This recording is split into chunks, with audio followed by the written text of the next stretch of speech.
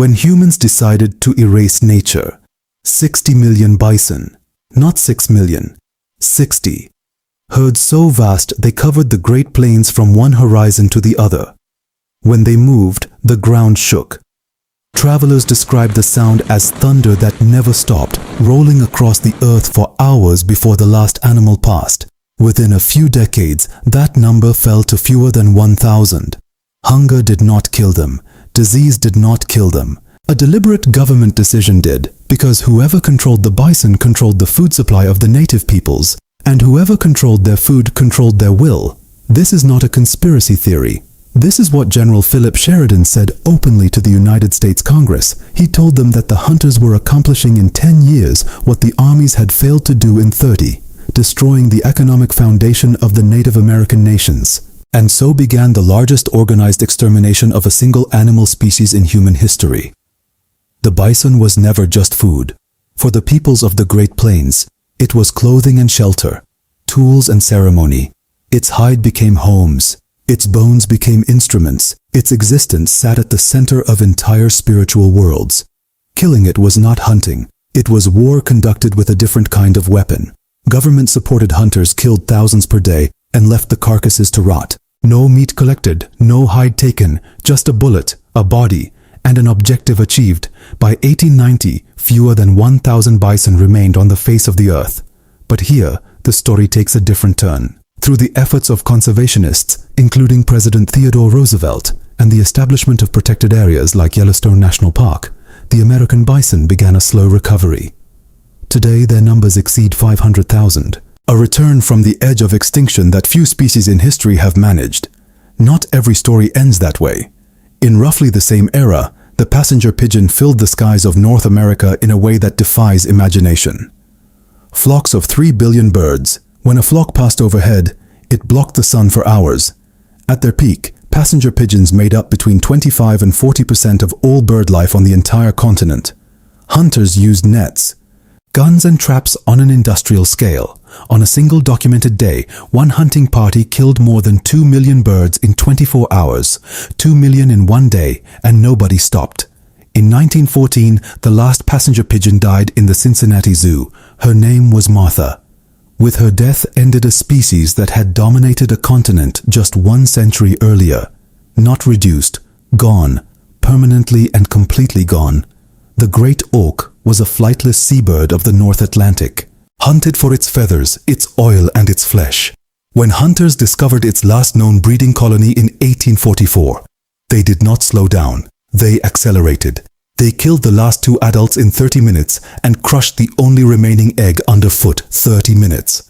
An entire species finished. The Tasmanian tiger, or thylacine, was a marsupial predator native to Tasmania in Australia.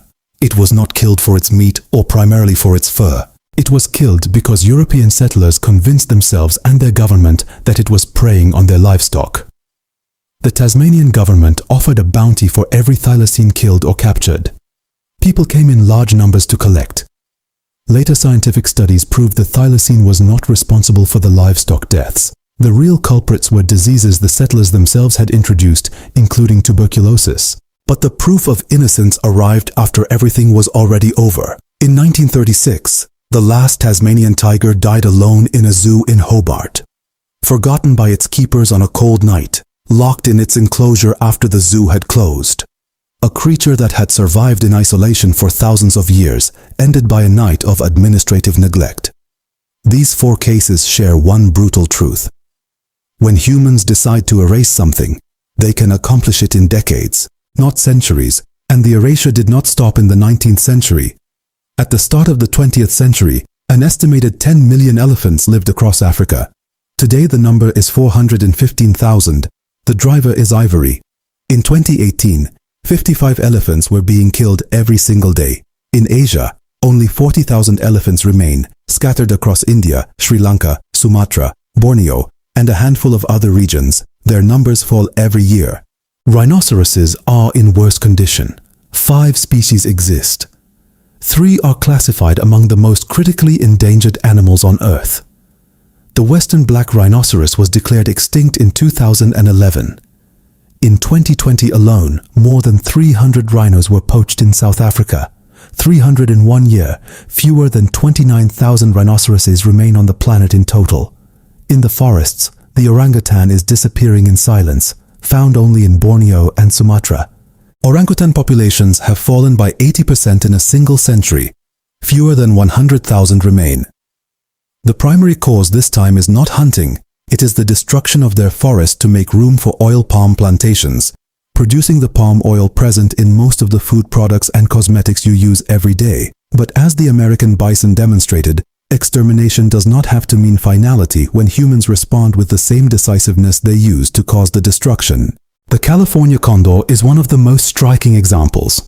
In the 1980s, only 30 condors existed in the entire world. A bold decision was made to capture all 30 and bring them into controlled breeding programs. Today, the population exceeds 500. A complete species pulled back from the threshold of disappearance. Nature recovers when we allow it to. The bison proves it, the California condor proves it, but the thylacine does not. The passenger pigeon does not, the great auk does not, because some doors once closed do not open again.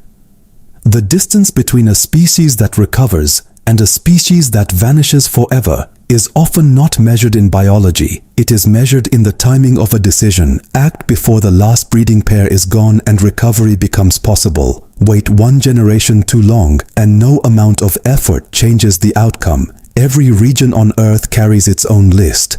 The Caspian tiger disappeared from Central Asia 70 years ago and will not return. The Arabian oryx came within a single population of extinction before captive breeding programs brought it back to the wild. The Arabian Peninsula lost it and then reclaimed it, which puts it in a rare category of second chances most species never receive. The question worth carrying with you is not whether we have the technology or the resources to prevent what is still happening. We demonstrably do. The bison recovery required no technology that did not exist in 1890. What the passenger pigeon lost, and what the thylacine lost, and what every species still disappearing today is losing, is not a fight against natural forces. It is losing a decision that was never seriously made. If the species disappearing from your part of the world right now were given the same political will that once funded their extermination, which ones do you think could actually come back?